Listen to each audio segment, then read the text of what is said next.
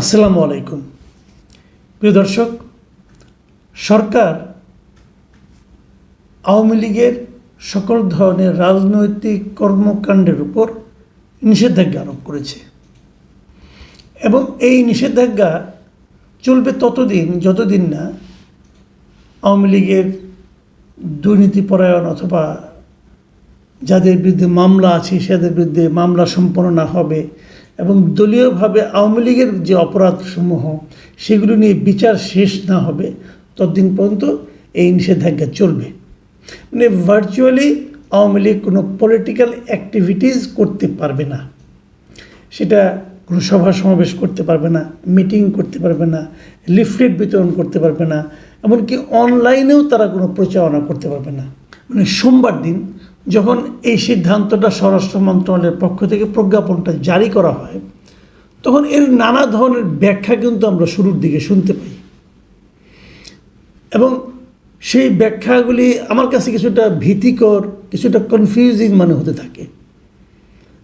রাতে, অনেক রাতে, 12টার দিকে, 12টারও পরে প্রধান উপদেষ্টার প্রেস উইং থেকে একটা ব্যাখ্যাও দেওয়া হয়।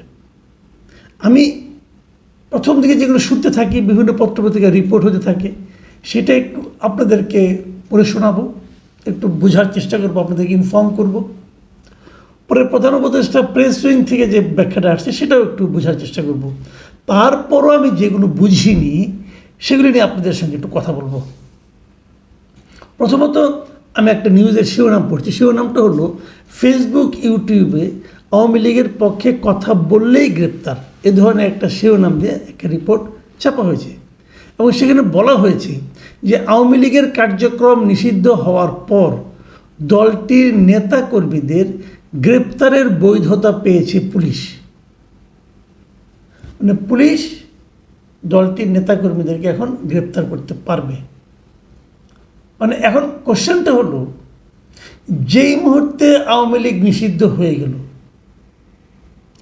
আওয়ামী লীগের তো কোনো অ্যাক্টিভিটিস নাই, নিষিদ্ধ মানে আওয়ামী লীগের অ্যাক্টিভিটিস নাই।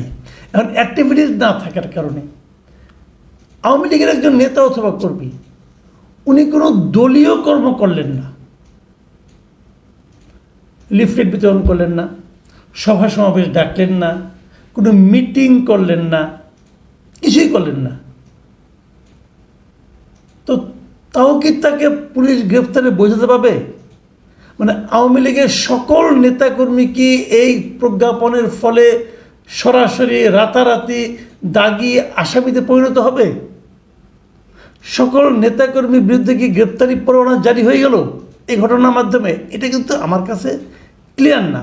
কারণ পরে যে কথাগুলি বলা হয়েছে যে এতদিন প্রশ্নের মুখে পড়ার ভয় থাকলেও এখন আর আইন প্রয়োগের ক্ষেত্রে পুলিশকে বাধার মুখে পড়তে হবে না।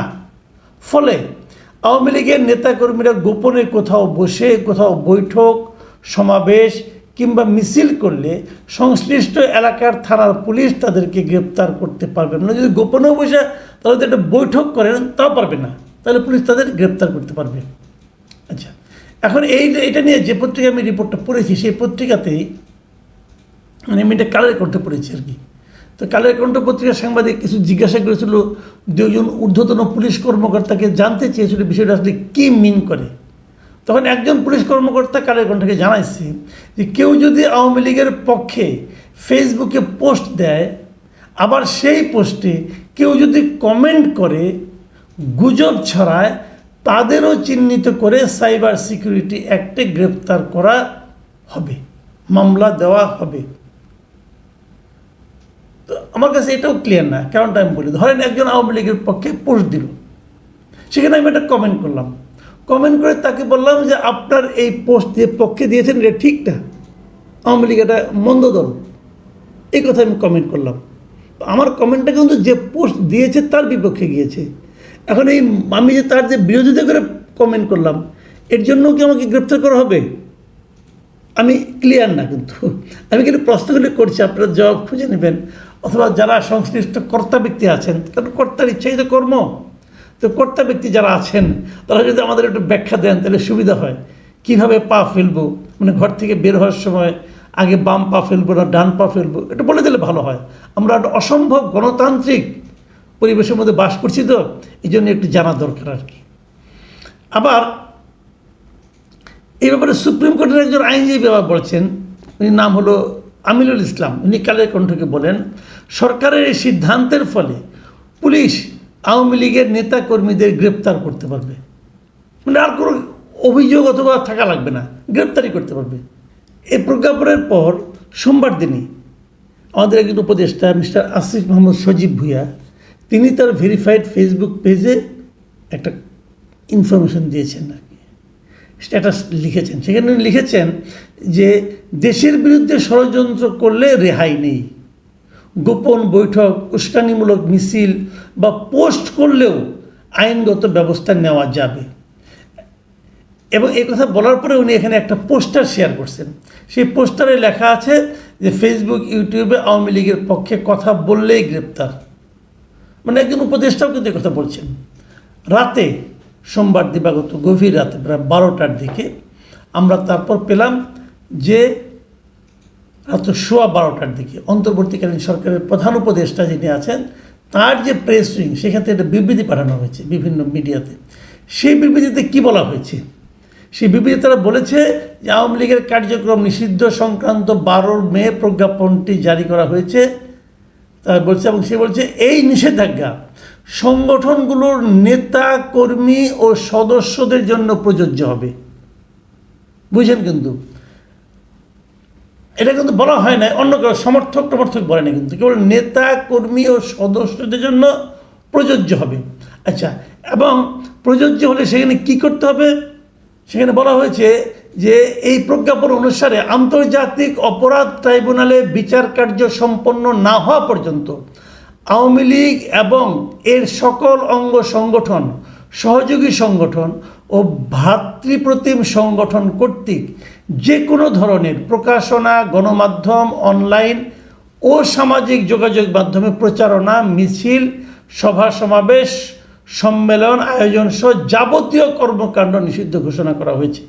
এটা কিন্তু আমার কাছে একটু ক্লিয়ার মনে হলো। পরে আবার বলতেছেন যে এই প্রজ্ঞাপন অন্য কোনো রাজনৈতিক দল বা মুক্ত মতের মানুষের মত প্রকাশের স্বাধীনতাকে ক্ষুণ্ণ করে না।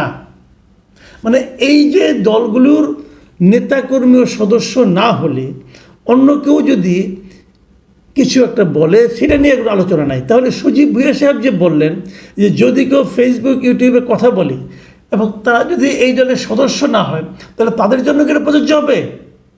এই জিনিসটা কিন্তু এটা পরে মনে হচ্ছে না।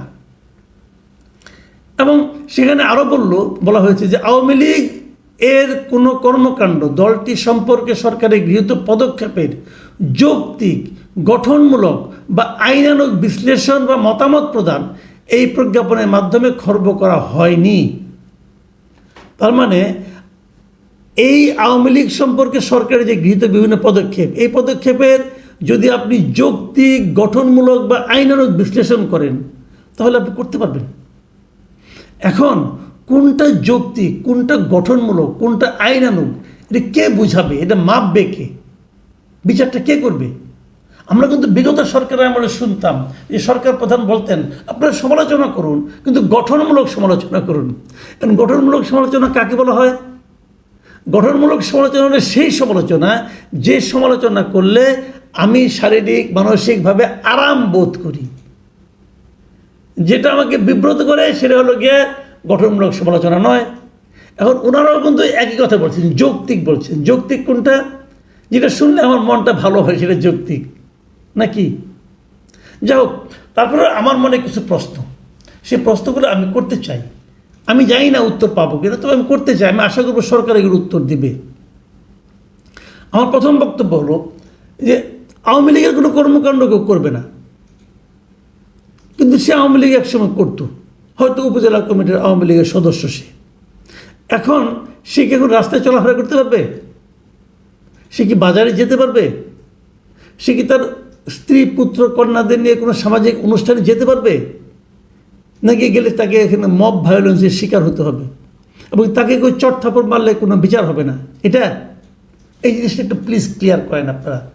রাজনৈতিক কর্মকাণ্ড করলে আপনি অপরাধ, কিন্তু রাজনৈতিক কর্মকাণ্ড আমি করলাম না, আমি এমনি হাঁটতেছি রাস্তা দিয়ে, আমাকে ধরে চটথাপ্পড় মারবেন অথবা পুলিশ আমাকে ধরে নিয়ে যাবে, এই জিনিসটা ক্লিয়ার করা মনে হয় দরকার।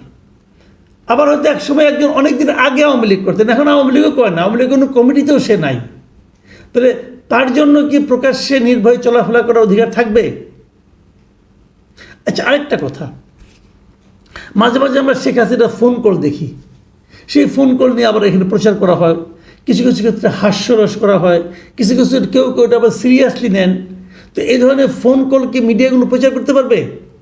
আরেকটা প্রশ্ন যেটা আমি করতে চাচ্ছি, যে আওয়ামী লীগের কোনো নেতার ইন্টারভিউ কি প্রচার করা যাবে?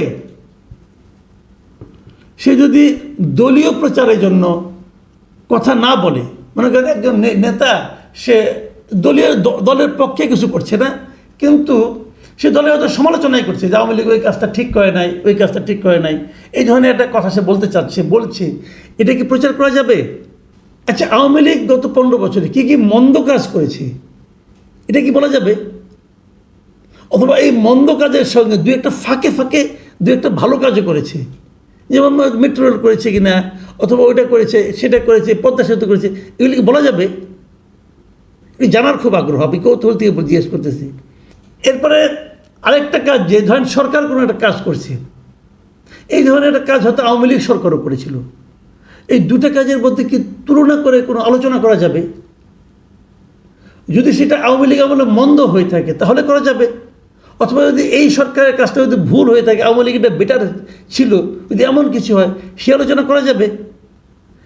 এই প্রশ্নগুলো কিন্তু আমি আসলে ভাই একটু করতে চাই, এবং করতে চাই মানে আমি তো করলাম, আমি এগুলি জবাব জানতে চাই।